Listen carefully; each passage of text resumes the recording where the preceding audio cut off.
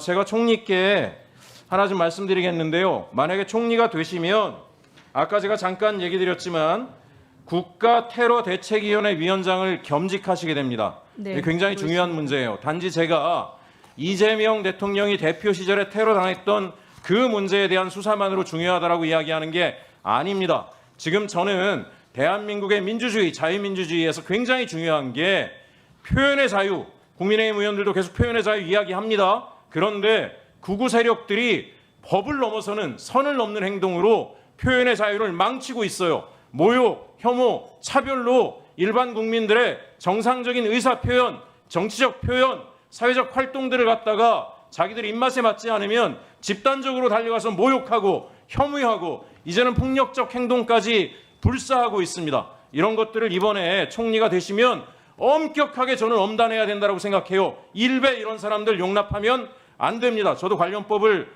발의를 했습니다. 국가에서 이런 것들을 엄밀하게 보지 않으니까 대한민국 민주주의가 흔들리니까 무슨 국적도 없는 인간들이 들어와서 대한민국 주권자까지 조롱하고 있어요. 이게 뭐하는 놈들입니까? 이 모스탄, 고든창, 도둑 이재명을 제거하라? 합법적 대통령이 아니다? 지가 뭔데 이런 얘기를 해요? 한미동맹을 해치는 일입니다. 오죽하면 트럼프 정부까지도 우리와 무관하다, 한미동맹 해칠 수 있다라고 선을 그었어요. 근데 일부 야당 의원들이 공항까지 나가가지고 이분들을 영접을 해요. 어떻게 이런 일이 대한민국에서 있을 수가 있습니까? 총리님, 엄단해야 됩니다. 적당히 봐주면 안 됩니다. 민주주의 질서를 지켜야 됩니다. 지금 우리나라 주식이 왜 올라가는지 아세요? 대한민국이 새로운 정부가 예측 가능한 나라를 만들어냈기 때문에 이 나라에 투자를 해도 내가 부당하게 자산상의 손실이 발생하지 않을 것이다라는 그 이유 때문에 기업도 성장하고 주가도 뛰는 겁니다. 그러면 이런 사람들 준동하지 않게 엄밀하게 관리를 하셔야 됩니다. 총리님 아시겠습니까? 네, 저 후보자입니다. 총리 후보님, 네. 총리 후보님이 마음이 너무 선하신 것 같아서 이런 사람들한테까지 제가 아량을 베풀까 봐 일부러 세게 얘기했습니다.